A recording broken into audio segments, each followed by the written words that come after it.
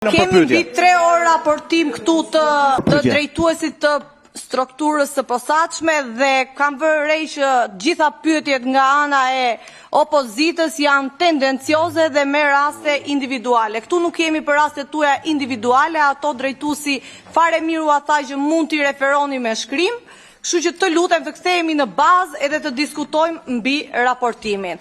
Si fillim, i nderuar drejtues, të nderuar kolegë të cilët i jeni bashkëngjitur në këtë raportim, si fillim përgëzime për punën tuaj dhe rezultatet e arritura nga SPAK, të cilat reflektohen edhe në rritjen e perceptimit pozitiv të qytetarëve ndaj institucionit.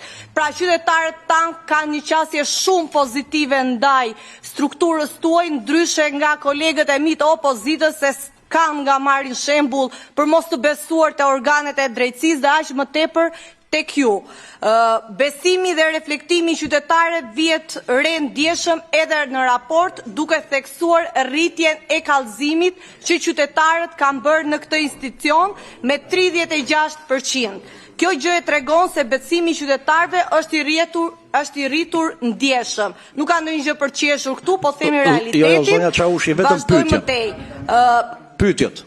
Ju lutem zoti Gjoni Qetësi. Pyetja e zonjës Çaushi. Ndikon tek besimi dhe është e lidhur me besimin publik, i cili është shumë i ndjeshëm dhe i ndikuar nga disa faktorë.